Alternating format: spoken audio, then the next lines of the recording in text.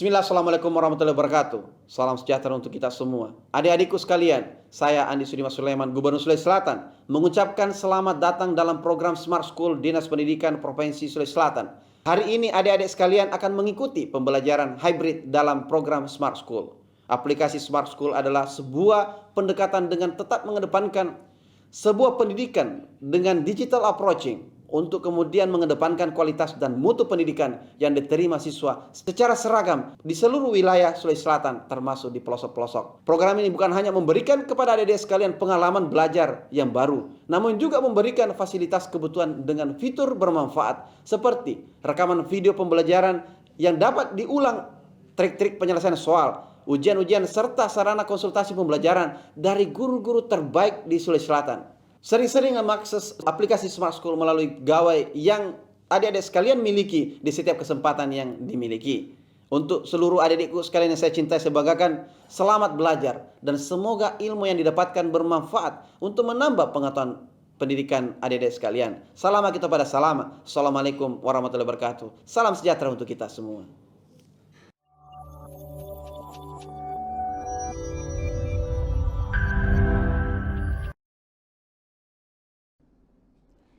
Bismillahirrahmanirrahim. Assalamualaikum warahmatullahi wabarakatuh. Alhamdulillah rabbil alamin. Allahumma salli ala sayyidina Muhammad wa ala ali sayyidina Muhammad. Bagaimana kabar Nanda sekalian? Alhamdulillah ya. Semoga kita semua dalam keadaan sehat walafiat dan tetap semangat belajar. Agar lebih bersemangat lagi, Nanda sekalian, jangan lupa yel-yelnya. Salam Smart School.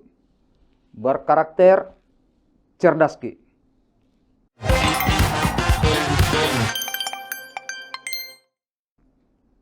Alhamdulillah, Nanda sekalian, saya Kamarudin SPD MPD, Guru Smart School untuk mata pelajaran pendidikan agama Islam. Insya Allah, kali ini kita akan melanjutkan pembahasan sebelumnya mengenai sejarah perkembangan Islam di Indonesia. Sebelumnya, ya, kita tentu sudah membahas dan mudah-mudahan kita masih ingat terhadap bagaimana proses masuknya Islam di Nusantara, kemudian perkembangannya, strategi dakwahnya, kerajaan-kerajaan yang pernah ada di Nusantara. Lalu kemudian insya Allah kali ini kita akan fokus membahas pada gerakan pembaharuan Islam di Indonesia. Nah, Nanda sekalian, untuk memantapkan hati, pikiran kita bahwa kita insya Allah belajar, dan belajar kita ini insya Allah mendapatkan keberkahan dari Allah Subhanahu wa Ta'ala. Mari membiasakan diri memulai pembelajaran dengan berdoa. Kita mulai doa dengan sebelumnya membaca surah Al-Fatihah. Al-Fatihah. A'udzubillahi minasyaitonirrajim. Bismillahirrahmanirrahim. Alhamdulillahirabbil alamin. Arrahmanirrahim. Maliki yaumiddin. Iyyaka na'budu wa iyyaka nasta'in. Ihdinas siratal mustaqim. Siratal ladzina an'amta 'alaihim ghairil maghdubi 'alaihim waladdallin. Amin. Kita lanjut dengan doa. Rabbi syrah li sadri wa yassir li amri wahlul 'uqdatam min lisani yafqahu qawli. Amin. Rabbi zidni ilman warzuqni fahman. Amin ya rabbal alamin. Nah, alhamdulillah. Berikutnya Nanda sekalian, supaya kita memiliki konsep lebih awal terhadap materi ini, silahkan Nanda sekalian untuk mengakses materinya pada link bit.ly https bit.ly /materi_GPI Islam, atau pindai barcode yang ada di layar. Saya kasih kesempatan Nanda sekalian 5-7 detik. Nah, mungkin silahkan Nanda sekalian, ada di antara temannya yang bisa ke depan untuk memfoto, scan. Oke, selanjutnya silakan dibagi untuk diakses semua ke teman-temannya. Bisa ke WA grupnya atau ke papan tulis, mungkin ada yang bisa menulisnya. Baik. Berikutnya Nanda sekalian, insya Allah submaterinya yang pertama adalah bahwa gerakan pembaharuan Islam di Indonesia itu ada dua fokusnya. Yang pertama adalah gerakan pendidikan dan sosial. Pada gerakan pendidikan dan sosial ini, maka tentu ini pada ranahnya di lingkup pendidikan kelembagaannya, dan pada saat yang sama ada yang disebut dengan organisasi sosial, sekolah tawalib. Berikutnya adalah Jamiat Al-Khair. Kemudian Al-Irsyad, Persyarikatan Ulama, Muhammadiyah, Nahdlatul Ulama, Persatuan Islam. Dan berikutnya yang kedua adalah bahwa dalam gerakan pembaharuan Islam di Indonesia itu tidak hanya pada ranah sosial dan pendidikan, tetapi juga pada lingkup di gerakan politik, atau biasa kita istilahkan dengan organisasi sosial politik, atau dulu ada namanya Partai Politik Islam. Baik. Anda sekalian, berikutnya sebagai sebuah pembiasaan, sebagai Muslim, orang yang beragama Islam, mari kita untuk membaca satu ayat, untuk setidaknya memantik pada kebiasaan kita membaca ayat Al-Quran pada waktu-waktu berikutnya. Kita bersama-sama ya, Nanda sekalian. A'udzu billahi minasy syaithanir rajim. Bismillahirrahmanirrahim. Lahu mu'aqibatun min bayni yadayhi wa min khalfihi yahfazunahu min amrillah. Inna Allah la yughayyiru ma biqaumin hatta yughayyiru ma bi anfusihim. Wa idza arada Allahu biqaumin su'an fala maradda lahu wa ma lahum min dunihi min wal. Shadaqallahul azim. Surah ke-13 surah Ar-Ra'd ayat 11. Bagi manusia ada malaikat-malaikat yang selalu menjaganya bergiliran. Dari depan dan belakangnya mereka menjaganya atas perintah Allah. Sesungguhnya Allah tidak akan mengubah keadaan satu kaum sebelum mereka mengubah keadaan diri mereka sendiri. Dan apabila Allah menghendaki keburukan terhadap suatu kaum, maka tak akan ada yang dapat menolaknya dan tidak ada pelindung bagi mereka selain Dia.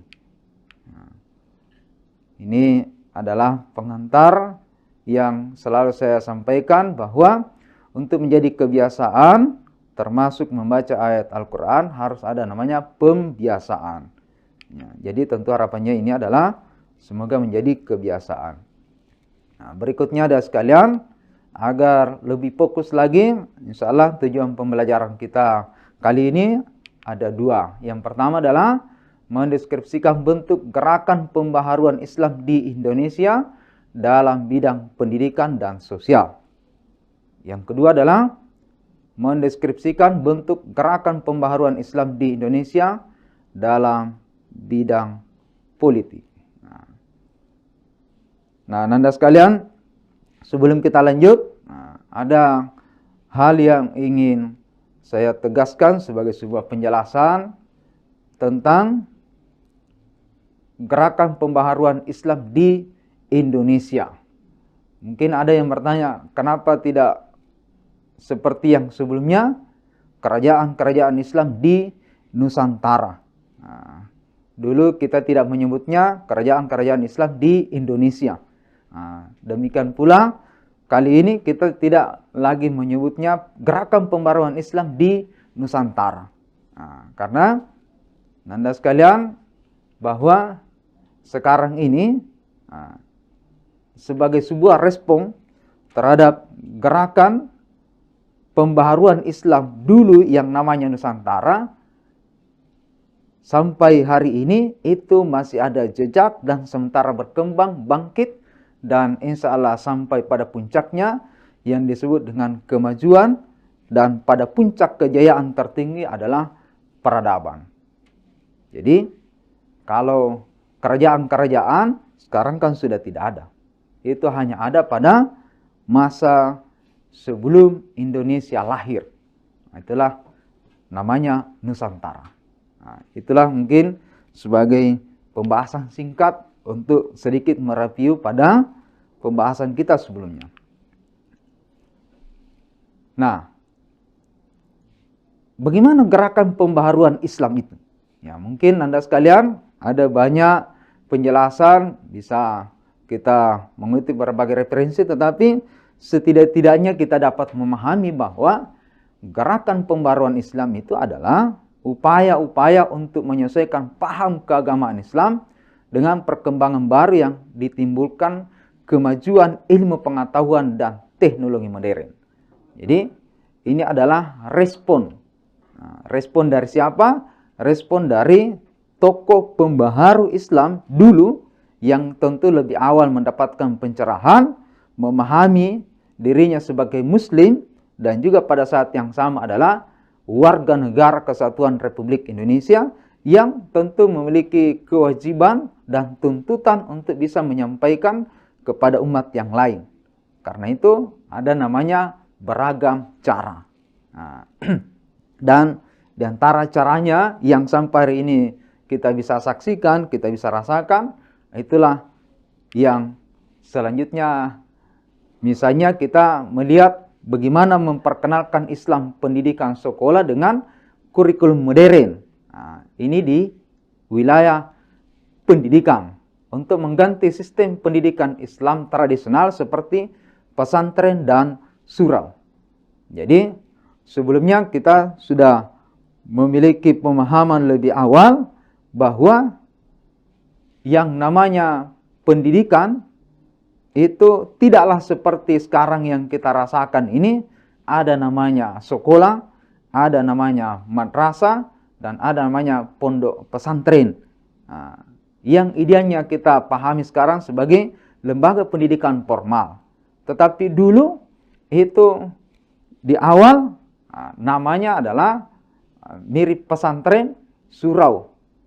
Dan orang hanya berkumpul, ada guru, kemudian berikutnya anak-anak belajar bersama dengan gurunya. Dan sebagai sebuah gerakan sistem, maka sistem itu kemudian diperbaiki dengan model pesantren dan surau.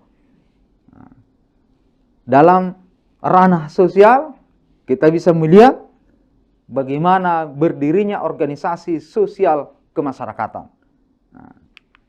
Dan selanjutnya Nanda sekalian, terhadap apa yang tadi diuraikan, maka kita lihat pada bidang pendidikan dan sosial. Yang pertama adalah sekolah tawalib. Nah, sekolah tawalib ini adalah berasal dari surau Jembatan Besi. Nah, ini merupakan lembaga pendidikan surau pengajian di masjid yang mirip pesantren.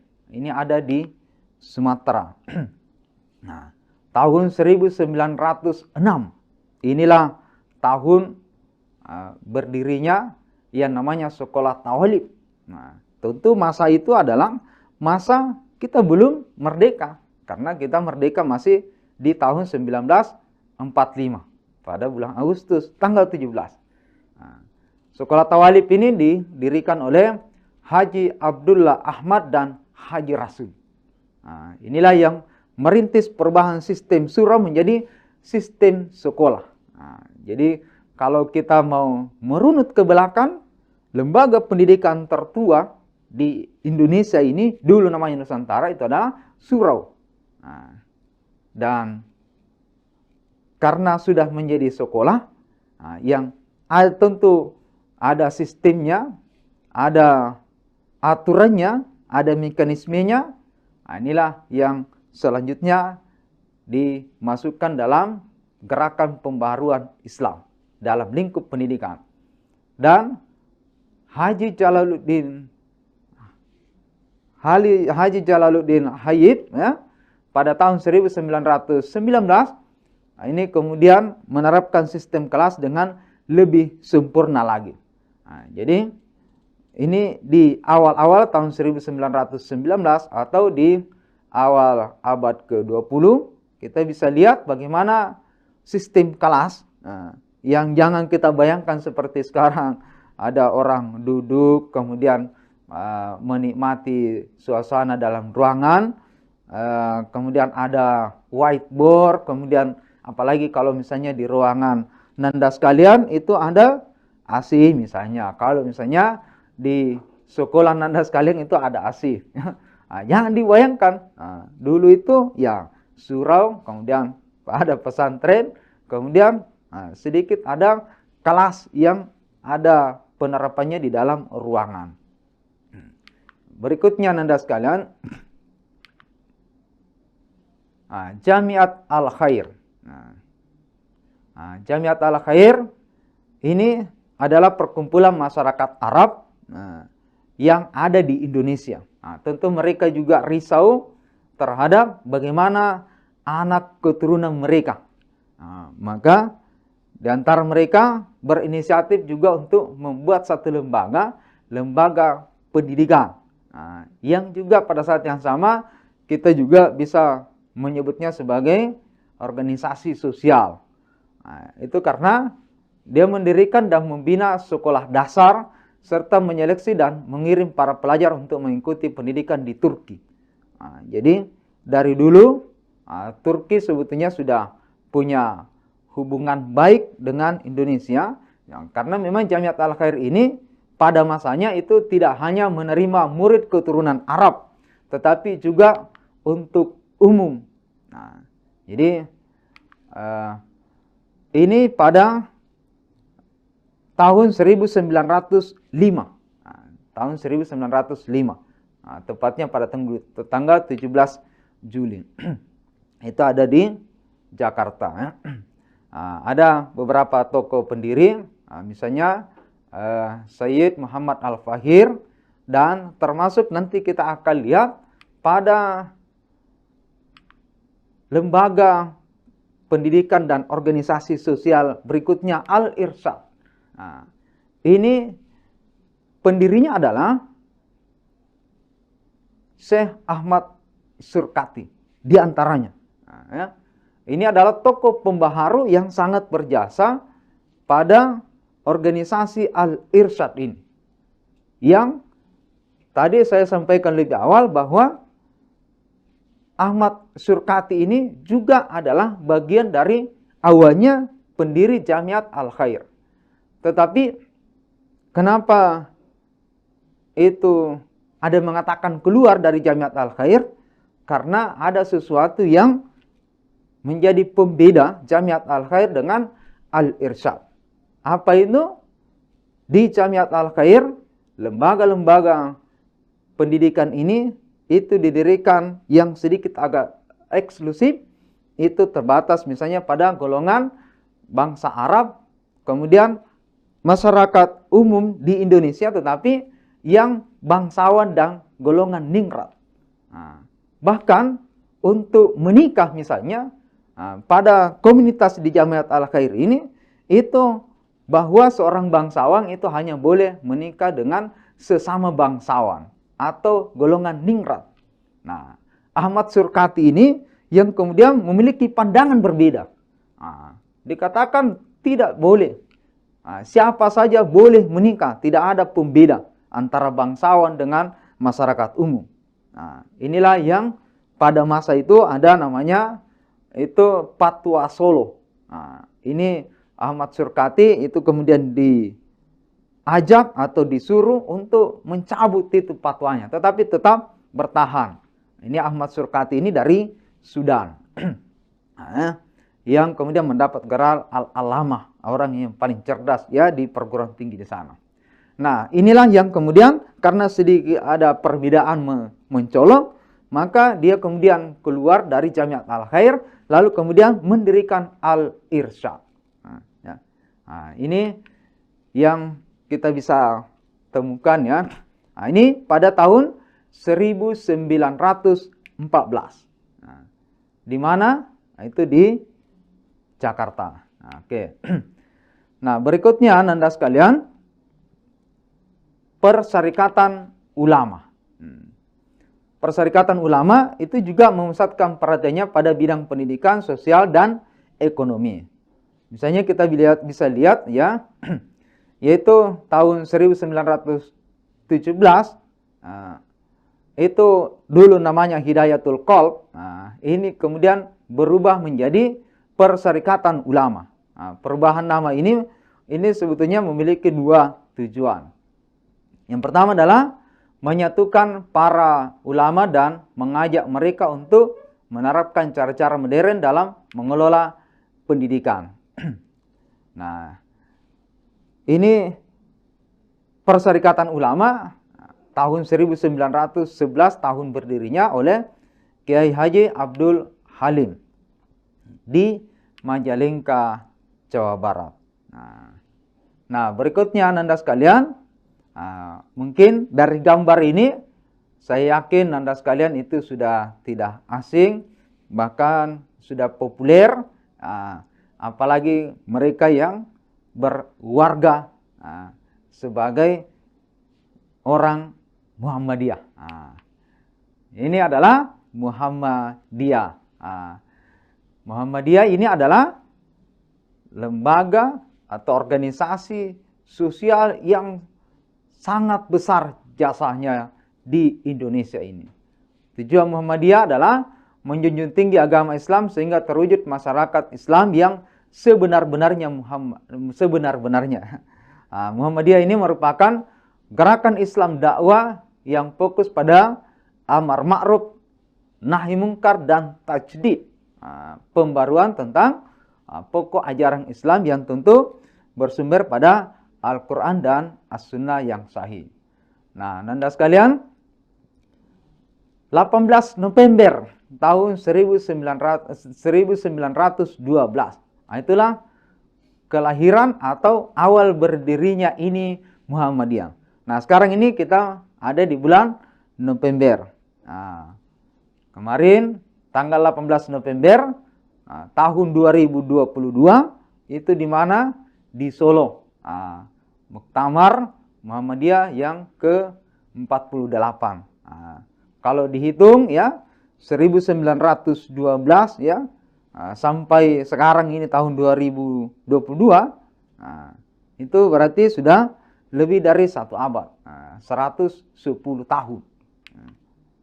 Ini cukup luar biasa usianya, tua.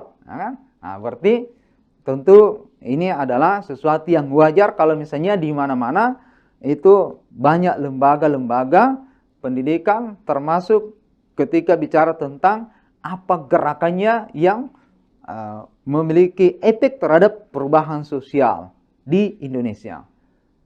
Siapa pendirinya? Kiai Haji Ahmad Dahlan. Kiai Haji Ahmad Dahlan.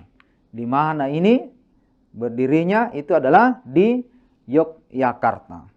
Nah, Nanda sekalian, ini adalah sesuatu yang penting untuk kita pahami, dan berikutnya supaya kita lebih sistematis di gambar ini, mungkin Anda sekalian itu juga sudah tidak asing lagi ya, dengan ciri khas jenggotnya yang warna putih, ya. Dan dengan ketawaduannya, ini adalah pendiri dari Nahdlatul Ulama, NU. Nah, organisasi ini bertujuan untuk menegakkan ajaran Islam menurut paham kitab I'tiqad Ahlus Sunnah wal Jamaah. Nah, di tengah-tengah kehidupan masyarakat di dalam wadah Negara Kesatuan Republik Indonesia, NKRI. Nah, ya. Nah, Nanda sekalian, siapa namanya ini? Ini adalah Kiai Haji Hasyim Asy'ari. Nah, berdiri pada tanggal 31 Januari tahun 1926. Nah, kita juga bisa hitung betapa usianya sekarang ini, yang juga telah melaksanakan muktamar yang ke-34 di Lampung, ya, beberapa waktu yang lalu. Dan inilah yang menjadi ikon untuk kita bicara tentang gerakan pembaruan Islam di Indonesia, apalagi kalau kita bicara tentang di mana awal berdirinya ini Nahdlatul Ulama.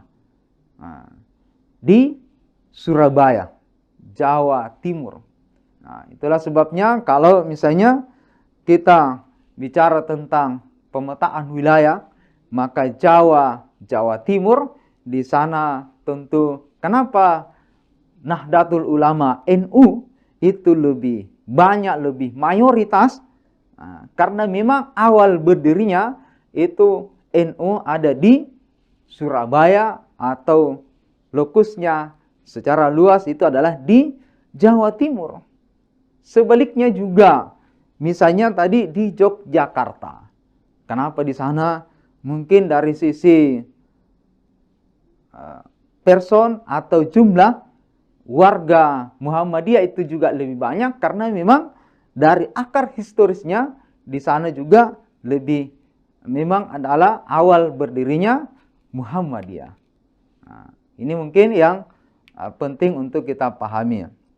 Berikutnya dalam Persatuan Islam atau Persis. Nah, Persis ini bertujuan adalah pertama mengamalkan segala ajaran Islam dalam setiap segi kehidupan kepada anggotanya yang ada di dalam masyarakat. Yang kedua adalah menempatkan kaum muslimin pada ajaran akidah dan syariah berdasarkan Al-Quran dan As-Sunnah. Ini juga lahir di sebelum era kemerdekaan tahun 1923, tepatnya pada tanggal 12 September di Bandung. Oleh siapa kira-kira? Oleh Haji Muhammad Zamzam dan Muhammad Yunus. Nah, berikutnya Anda sekalian,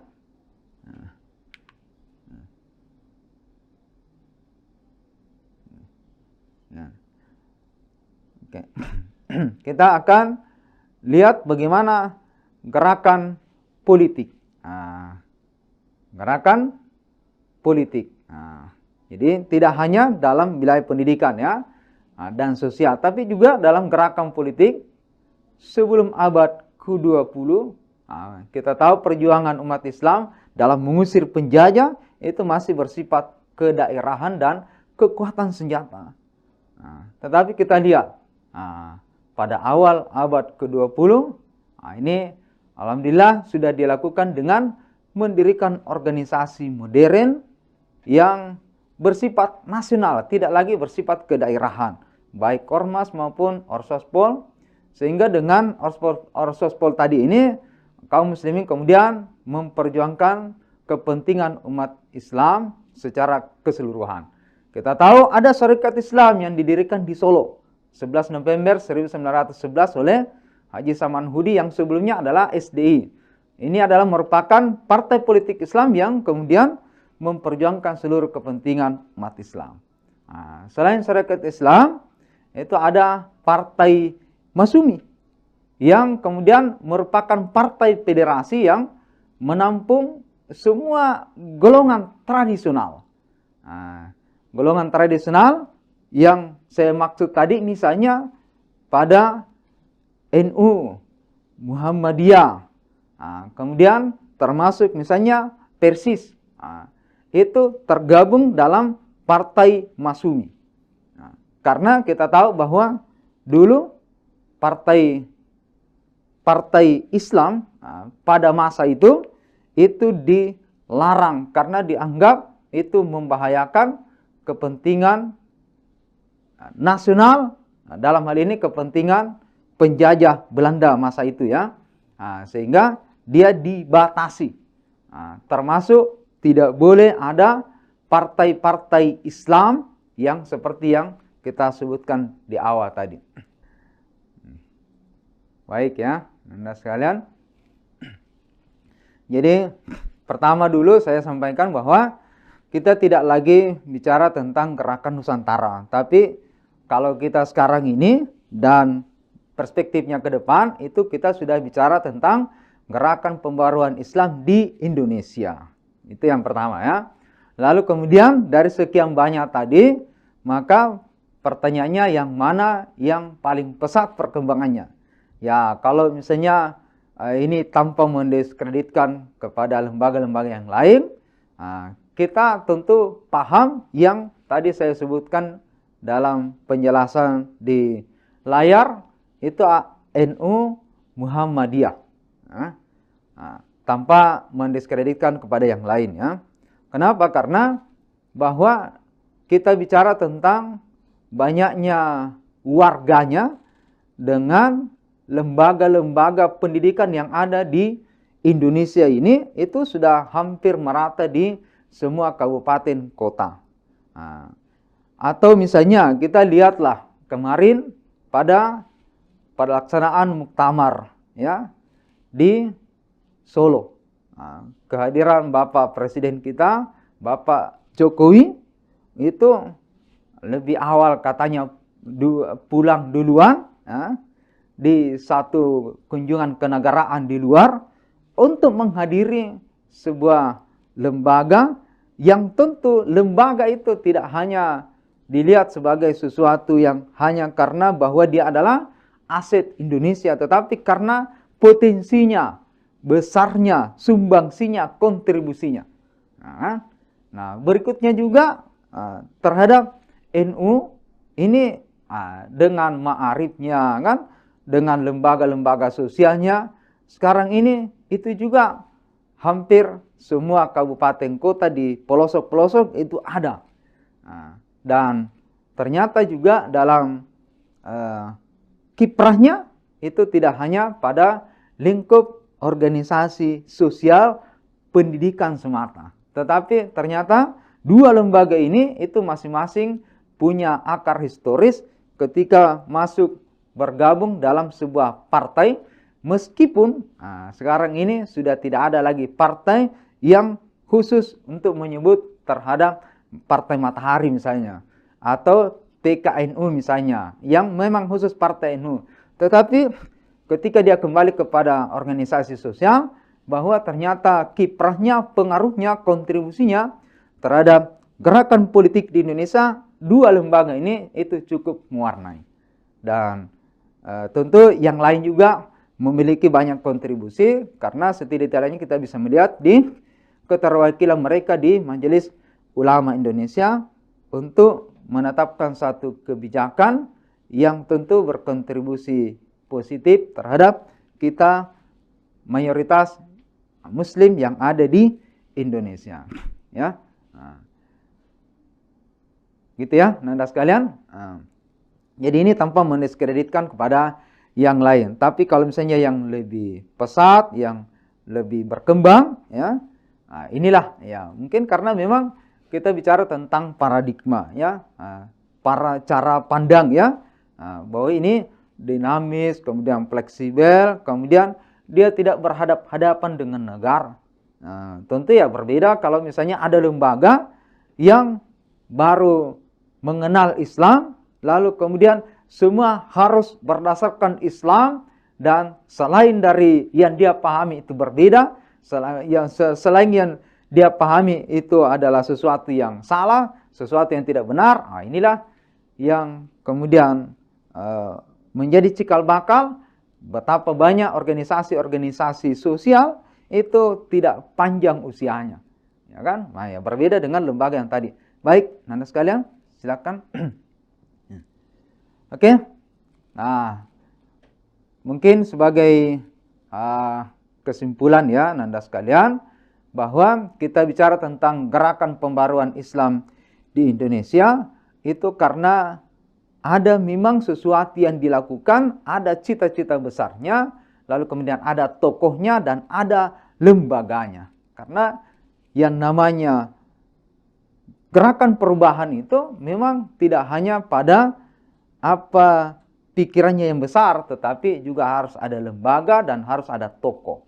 Nah, dan berikutnya kita diperkenalkan juga betapa banyak lembaga-lembaga pendidikan, lembaga sosial yang sekarang ini, oke, baik, itu menjadi aset bagi kita sekalian. Baik, Nanda sekalian, berikutnya untuk menguji pemahaman kita, silahkan akses di link ini ya, https://bit.ly/soal_GP Islam ya. Nah, atau kita bisa pindai barcode ini untuk selanjutnya kita bisa untuk saling menguji pemahaman kita, melakukan evaluasi dan refleksi terhadap pemahaman kita terhadap satu topik pembahasan gerakan pembaharuan Islam di Indonesia, yang tentu pada saat yang sama ini juga tidak boleh lepas dari pemahaman kita sebelumnya bahwa gerakan pembaharuan Islam di Indonesia itu juga merupakan respon terhadap gerakan pembaharuan di dunia. Nah, termasuk misalnya ketika Islam ini di awal-awal, para tokoh-tokoh yang tadi kita sebutkan itu, dulu itu mereka pergi ke tanah suci di Mekah untuk apa? Untuk melaksanakan haji.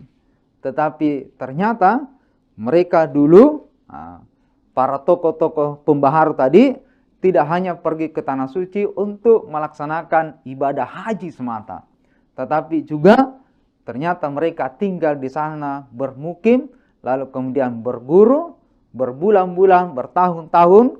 Kemudian setelah mereka mendapatkan pengetahuan agama Islam, lalu kemudian mereka kembali ke Indonesia. Nah, kembali ke Indonesia, maka dia melihat, wah, betapa mundurnya ini umat Islam di Indonesia. Apalagi masa itu, masa penjajahan. Lalu kemudian juga pada saat yang sama ketika melihat keluar di Eropa, di Barat, betapa mereka maju karena ilmu pengetahuan dan teknologi. Nah, itulah respon pertama. Lalu kemudian yang kedua, kita juga penting tahu bahwa selain pergi ke Mekah bermukim, itu ada juga tahapan berikutnya yang disampaikan oleh Prof. Azumardi Azra, itu adalah publikasi ilmiah, publikasi. Nah, jadi para tokoh-tokoh tadi belajar bahasa asing, bahasa Arab, bahasa Inggris, lalu kemudian menerjemahkan kitab-kitab yang berkembang, terutama di Mesir, buku-buku misalnya Muhammad Abduh, Rashid Rida dan seterusnya, lalu kemudian diterjemahkan dalam bahasa Indonesia. Itulah yang dibaca di Indonesia, lalu kemudian itulah yang memantik gerakan pembaharuan Islam di Indonesia. Baik, Nanda sekalian, demikian, terima kasih banyak. Sampai jumpa pada semester yang akan datang, insya Allah. Semoga sehat walafiat. Demikian, wassalamualaikum warahmatullahi wabarakatuh.